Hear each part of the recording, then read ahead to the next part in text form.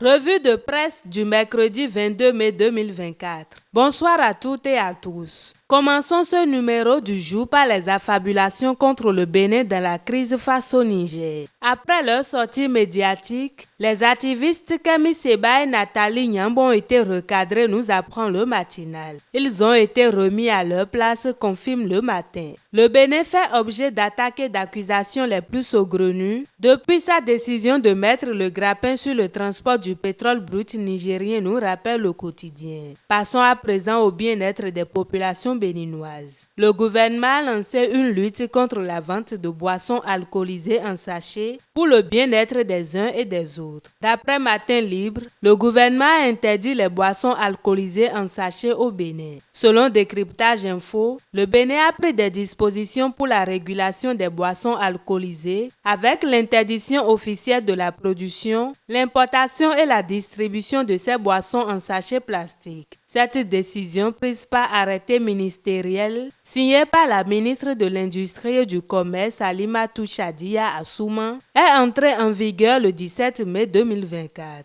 Le gouvernement a pris ses responsabilités face à ce business qui tue, a souligné le Soleil Bénin Info. Il y a donc plus d'alcool en sachet plastique au Bénin, se réjouit le matinal. Mais Fraternité de son côté pense au grincement de dents des fournisseurs qui ont stocké ces produits en quantité énorme. À en croire le sociologue Roger Kounankou, toute cette quantité d'alcool en plastique stocké attend les buveurs. Le journal rappelle donc à l'ordre sur ce trafic clandestin. En ce qui concerne la marche des travailleurs contre la vie chère au Bénin, prévue ce jour dans les rues de Cotonou, le préfet du littoral a donné son feu vert à la CSTB, nous annonce Fraternité. Après cette autorisation, Orunla serait plongé dans un dilemme, se demande en manchette Matin Libre. Les travailleurs marchent réellement comme prévu ce jour, nous confirme Bip Radio à travers une vidéo publiée sur TikTok. Noyade de migrants au large des côtes tunisiennes dans la nuit du jeudi 16 au 17 mai 2024. 165 Béninois seront rapatriés au Bécaye, nous renseigne le Soleil Bénin Info.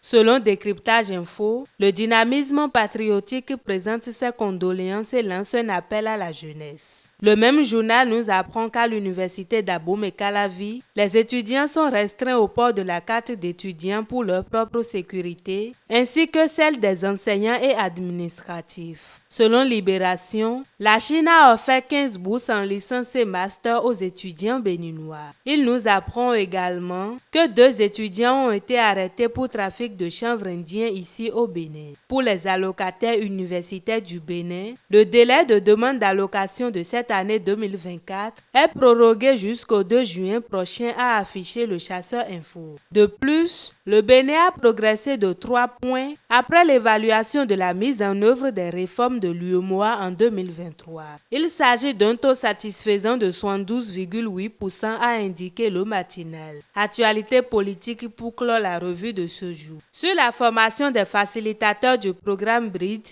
le Soleil Bénin Info livre à sa une les dispositions pertinentes de la loi électorale décryptée par la Sénat. Il souligne aussi que cette année 2024, qui marque les 8 ans de gouvernance du président Patrice Talon, est sans nul doute l'année où la stabilité au sein de l'équipe gouvernementale est perturbée. Cela, soit par des remaniements techniques ou par des démissions. De Séverin Kenom à Oswald Omeki, en passant par Donat Jean-Claude Roussou, Aurélien Agbenossi, Hervé Herhome et autres, l'effectif de départ commence à perdre ses membres progressivement. Mais au-delà des raisons profondes qui justifient ces départs pour le moins inattendus pour le commun des Béninois, n'est-il pas temps pour le chef de l'État d'entrevoir une formule choc pour redynamiser sa machine? Telle est l'analyse que nous propose le quotidien. Pour lui, Talon prépare une surprise parce qu'il veut sûrement injecter du sang neuf dans son équipe pour le grand défi. C'est la fin de la revue de ce jour. Merci pour l'attention et à demain.